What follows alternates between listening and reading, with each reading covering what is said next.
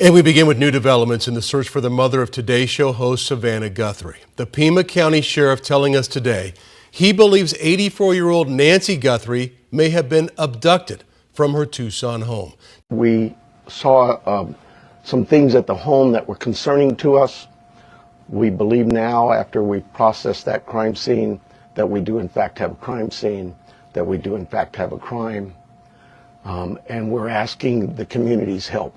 This is a 84-year-old lady who suffers from some physical ailments, has some physical challenges, is in need of medication.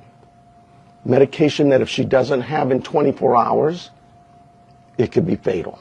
What happens when an 84-year-old woman vanishes from her own home in the middle of the night, leaving behind her phone, her wallet, her car, and a crime scene so disturbing that seasoned investigators immediately knew something terrible had happened? What happens when that woman is the mother of one of America's most recognized journalists? And what happens when DNA evidence collected from her home might be the only thing standing between finding her alive and losing her forever? Welcome back to Crime Lab Report, where we break down the cases that keep you up at night. I'm your host. And today we're diving into a case that's unfolding right now as we speak. A case that has gripped the nation and left investigators racing against time. This is the disappearance of Nancy Guthrie. And folks, the clock is literally ticking. Main story begins. Let me paint you a picture of what investigators walked into on Sunday, February 2nd, 2026. They arrived at a home in the Catalina Foothills area just outside Tucson, Arizona. Beautiful neighborhood, quiet streets, the kind of place where everyone knows everyone. But what they found inside that home, it changed everything. Sheriff Chris Nanos, who's been leading this investigation, he didn't mince words when he talked about what his team discovered. He said they found things at the home that were concerning. Now, he's being careful with his words, right? He's not giving us all the details because this is an active investigation. But here's what we do know. And this is where it gets really intense. The investigators immediately started collecting DNA samples from the scene. And here's the thing that should tell you just how serious this is. They rushed those samples to a crime lab in Phoenix because the processing system in southern Arizona was down. They couldn't wait. They needed answers, and they needed them fast. Sheriff Nanos told reporters that they believe there's evidence at the scene suggesting they're gathering DNA samples to get rapid results and see what that leads to. Think about that for a second. This isn't just routine evidence collection. This is a desperate search for clues that might tell them who took Nancy and where she might be. As I said yesterday, we saw some things at the home that were concerning to us. We believe now, after we processed that crime scene, that we do in fact have a crime scene, that we do in fact have a crime, and we're asking the community's help. This community has always stepped up to help us solve some pretty tough crimes. I'm looking for that again. So we make a plea to anyone who knows anything about this, who has seen something, heard something, to contact us. Call 911. We don't need another bad tragic ending. We need some help. Our team is the best. I couldn't speak any higher. I think you know that. We have done some great work with our partners in the Valley. You know, this community, I have to give a lot of thanks to our law enforcement agencies all across this valley, whether it's the Tucson Police Department or some of the smaller agencies. They've all reached out. They've all offered to assist. The FBI, all of them. We work so close with them, and they are all plugged in. We'll continue to work closely with them. But what I really need is I need this community to step up and start giving us some calls. Let us know if you've seen something. We are right now at a time, and I apologize, everybody tells me I talk too softly. We are at a time where, in this investigation, we're now moving forward, where we need to depend on technology. You know, our license plate readers, our camera systems throughout the community, anything, everything and we will download all that data we have from the home, from different pieces of technology we've gotten, and we will use that to our advantage. But the reason I bring this up is that, you know, I'm a cop. I hate politics, but I have to remind our political leaders that they need to quit this banter of every time law enforcement leaders come to you for a need, that you give up these ridiculous remarks about how it's going to be misused. AI is a bad, evil word. The cameras are very bad and evil. I'm tired of that. Those tools in the right hands, with the right minds and the right approaches, are extremely valuable to solving crimes just like this. We need that. We need more staffing. We need a lot of things. But what I really need is I need the community's help with this. So I want to make sure I didn't, before I take any questions, it is a crime scene. We know that. She needs her daily medication. And anybody that sees anything that even looks, hey, maybe that's her, just take a quick picture. Take a video, send it to us. The number is real easy here locally. It's 911. You can contact our 88 crime and remain anonymous. You can call me, anybody. I am here to take any questions you may have. It will be a little limited. I apologize for that, but we do have a crime that we need to protect its integrity. I have here Sergeant David Stivers from our homicide team. He has been up all night, so bear with us if we are a little bit fuzzy in our answers or responses, but we're both here for any questions you may have. Let's start, please. Recognizing your limitations, but can you elaborate at all on what makes you believe it's a crime scene as opposed to someone who left home and just couldn't find their way back? Well, I think I told you, she is very limited in her mobility, right? We know she didn't just walk out of there. That we know. There are other things at the scene that indicate there was she did not leave on her own. We know that. If you're talking about plate readers, is there a vehicle associated with this? When I told you we're now at the phase where we're looking at all the technology, all of that is being evaluated as we speak. Let me say this: we've not just thrown our search and rescue team out there. They are going to be doing some door-to-door with our criminal investigation team. It is not just our homicide unit. All of our criminal investigation detectives. I went out last night to the scene. There were probably 100 cars out there, all from the sheriff's department, all working this case. It takes a lot of manpower and a lot of energy. This team of mine worked throughout the night. They continue to work. David's had zero sleep, but he and his team are working as hard as they can. Is there anybody else associated with her, a caregiver, a family member, acquaintance, who is also missing and somebody you're looking for? No. The family, all of the family has been very cooperative with us. They're working with us. They're staying in touch with us. They have complete access to anybody on this department. Savannah has been in touch with us as well. Our hearts go out to them. This is their mom. She's just a great lady from what I've heard, and I feel for the family. We just want to find her and bring her back safe. Sheriff, you mentioned that she didn't just walk out, but is there any additional information that you can give us on what may have alluded to this being a crime scene? You know, I wish I could. I really do. I know that everybody wants to know certain things, but I can't do that it would be inappropriate at this time. Are there any signs of breaking and entering or any forced entry, anything like that? I again don't want to get into that. David, can you see anything here? Do you? At this time, it's still a very active investigation. There were circumstances on scene that we believe are suspicious in nature, I think is the best way to put it, but we can't really get into a whole lot of details with that. Do you believe that this was targeted, or they just happened to hit Savannah Guthrie's mom, or if this was just random? We don't know that. We don't. We look at all of that, but we just don't know that. Do they have cameras at the home? They do, and we're looking through some of that.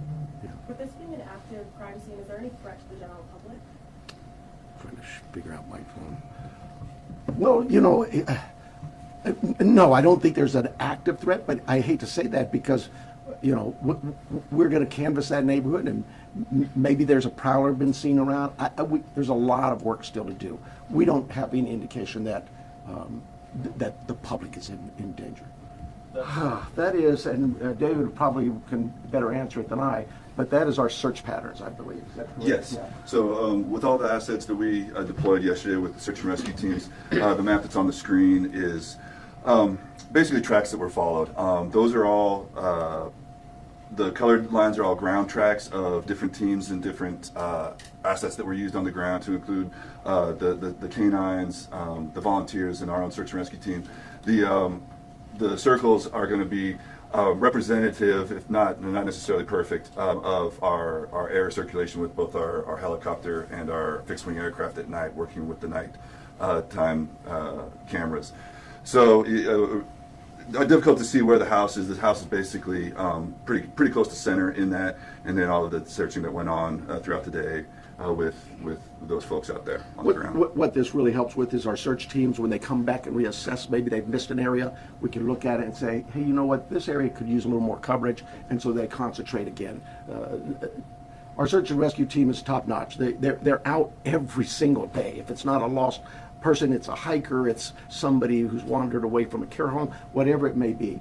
I want to stress to you, right, and it is really important, Miss Guthrie, Nancy Guthrie, is of great sound mind. This is not a dementia related. She is as sharp as a tack. The family wants everybody to know this isn't somebody who just wandered off. Her physical limits are based on just age, and we get old, and so it's more physical. But clearly, she is as sharp as a tack.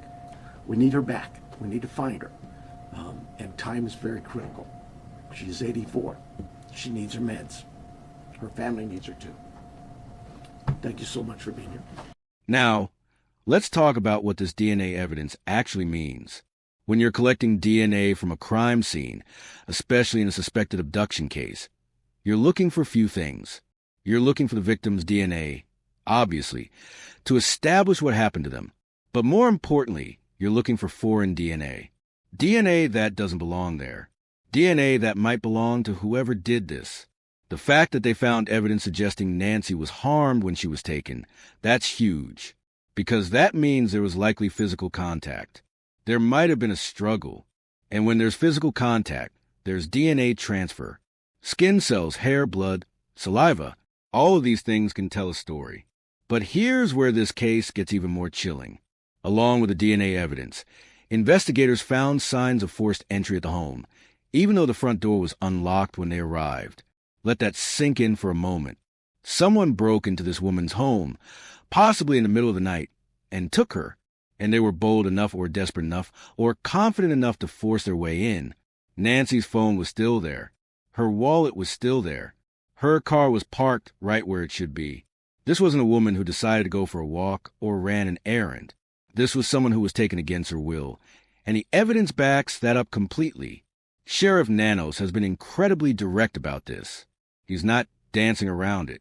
He said flat out, I believe she was abducted. Yes, she didn't walk from there. She didn't go willingly. And you know what makes his certainty even more compelling? Nancy's physical condition. Her family told investigators that she couldn't walk 50 yards on her own. She has limited mobility. So the idea that she just wandered off? It's not just unlikely. It's basically impossible. Here's another detail that makes this whole situation even more urgent. Nancy requires daily medication. And according to investigators, if she doesn't get that medication, it could be fatal. So we're not just talking about finding a missing person. We're talking about finding someone whose life literally depends on being found within a specific time frame. The sheriff wasn't exaggerating when he said the clock is ticking. Now, the search effort that went into trying to find Nancy was massive. They deployed drones. They had a helicopter up in the air. They used heat sensors, search and rescue dogs, trained personnel, volunteers combing through the area. But eventually, they had to make a difficult decision. They suspended the search and rescue mission and transitioned this into what it really is, a criminal investigation, because all the evidence was pointing in one direction. This is a crime scene and someone needs to be held accountable. The forensic team isn't just looking at DNA evidence either. They're analyzing cell phone data, both from Nancy's phone and potentially from cell tower pings that might show who was in the area that night. They're reviewing security camera footage from her home, and the sheriff said he's praying that footage will break the case wide open. Think about that. Even the lead investigator is holding on to hope that those cameras captured something, anything, that will point them in the right direction. They're also going through license plate readers in the area, checking surveillance cameras from neighboring properties, and they've asked the community to check their Ring cameras and home security systems. Because in cases like this, sometimes the smallest detail caught on camera 3 houses down can be the thing that cracks the case. The FBI has joined the investigation now, which tells you the level of resources being thrown at this. Homicide detectives are involved. This isn't just a missing persons case anymore. They're treating this as something far more sinister. So who is Nancy Guthrie? Because I promised we'd get to that, and it matters. She's 84 years old, stands about 5'5", weighs around 150 pounds, brown hair, blue eyes. She lives alone in her home, but employs staff members to help her. And here's something really important. Despite her physical limitations, Nancy is mentally sharp.